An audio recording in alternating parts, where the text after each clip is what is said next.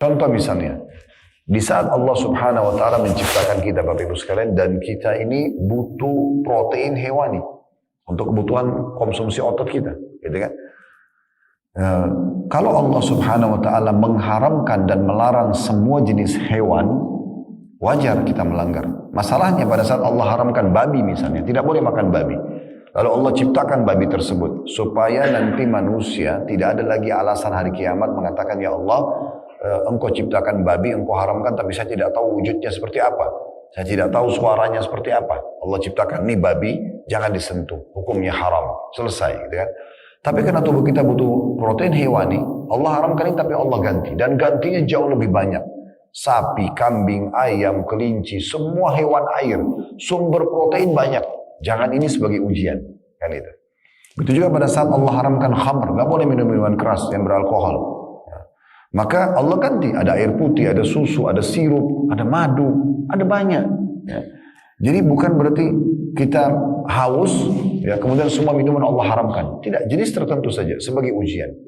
Di saat Allah membebankan kita untuk populasi manusia, laki-laki dibebankan sperma, perempuan dibebankan sel telur, nanti akan ketemu lalu jadilah manusia yang berkembang, sperma akan berkembang dalam kantong yang dari sel telur tersebut, kemudian menjadilah manusia seperti kita. Kita kan memang tugasnya ini untuk populasi. Allah SWT mengatakan, yadra'ukum fi. Allah menciptakan kita serta untuk berkembang biak memang. Nabi Adam AS diciptakan dan dipertemukan dengan istrinya Hawa dari tulang rusuk yang diciptakan, itu untuk berkembang biakan. Nah seperti itulah. Jadi Allah memberikan kita memang hawa nafsu. Allah memberikan memang kita suka melihat, suka mencium, memegang dan meletakkan, maaf, kemaluan di kemaluan. Memang itu sudah fitrahnya. Tetapi cara yang salah zina, cara yang benar nikah. Allah berikan solusinya. Andai saja kita ada syahwat, kemudian tidak diberikan solusi yaitu dengan pernikahan, mungkin wajar orang melanggar. Tapi sudah ada solusinya, sudah dikasih. Dan nikah sama zina perbedaannya luar biasa. Orang kalau nikah, kita mungkin sudah berumah tangga tahu, awal selesai akad nikah, hanya wali wanita mengatakan saya nikahkan kamu sama anak perempuan saya Fulana binti Fulana dengan mas kawin ini misalnya. Ini hitungan setengah menit kata-kata ini. Mungkin 1 menit lah ya. Kemudian si laki-laki mengatakan, calon suami mengatakan saya terima nikahnya Fulana binti Fulana dengan mas kawin tersebut. Walaupun dia tidak sebutkan terinci, dia cuma mengatakan mas kawin tersebut. Dalam bahasa Arab, bimahrim madhkur, maka sudah sah. Asal ada 2 saksi, ada kalimat akadnya, ada maharnya, semua ada walinya wanita, ini sudah sah. Dari 1 menit ini membuat halal biologis sesudahnya. Silakan sepuasnya. Safar bersama, masuk hotel, sepuas-puasnya. Bahkan biologis halal, pahalanya besar. Karena pernah ada sahabat-sahabat yang miskin datang kepada Nabi Muhammad SAW dan berkata, ya Rasulullah, sahabat-sahabat kami yang kaya mengalahkan pahala kami.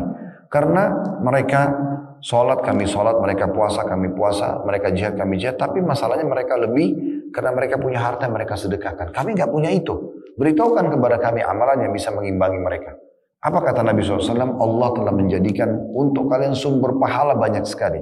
Termasuk di kemaluan kalian. Maka para sahabat mengatakan, ya miskin-miskin. Ya Rasulullah, apakah kami menggauli istri kami? Maksudnya mendapatkan kenikmatan dalam biologis. Tidak asing buat kita. Maka dia juga dapat pahala. Kata Nabi SAW, bagaimana kalau kalian letakkan pada yang haram, zina, dapat dosa nggak? Nah begitu juga kalau yang halal. Berarti ada solusinya. Kalau kita dibebankan syahwat, populasi manusia harus dikembangkan, tetapi tidak ada solusinya, itu berbeda.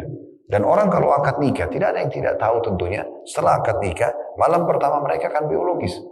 Keluarganya tahu, semua orang tahu, tetapi 2 mempelai tidak merasa terbebani, karena mereka tahu ini boleh. Ini sudah halal, tidak ada yang memungkirinya. Sehingga kualitas sperma yang merupakan bibit manusia dan sel telur yang merupakan kantong manusia nanti yang kalau bersatu, itu akan sangat bagus kualitasnya karena pernikahan. Dua-duanya senang. Dan kalau dalam ilmu medis pun kita tahu kalau orang melakukan biologis dengan jiwa yang senang, tenang, itu lebih maksimal. Kalau hamil pun dua-duanya senang, keluarganya senang, anak yang lahir jelas statusnya. Dikenal dengan anak halal. Tapi kalau zina Bapak Ibu sekalian, umumnya orang melakukan dengan ketakutan-ketakutan. Ke hotel ketakutan, janjian ketakutan, dan biologisnya terganggu. Bibit manusia sperma dan sel itu juga terganggu kualitasnya. Biologisnya mereka juga tidak maksimal. Kalau jalan ketahuan orang merasa malu. Kalau hamil di luar nikah, dua-duanya malu, keluarganya malu, anak yang lahir gak jelas statusnya. Bapak Ibu perlu garis bawahi, anak zina dalam buku-buku fikih kita atau para ulama kita tidak ada jalur nasab ke ayahnya, tidak ada warisan di antara mereka. Kalau anak perempuan tidak boleh jadi walinya. Jadi sangat ketat sekali. Makanya Allah bilang, wala taqrabu zina, jangan dekati zina itu.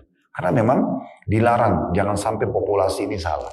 Jadi intinya teman-teman sekalian, Allah memberikan kita jalan keluarnya. Dan selalu yang halal jauh lebih banyak daripada yang haram.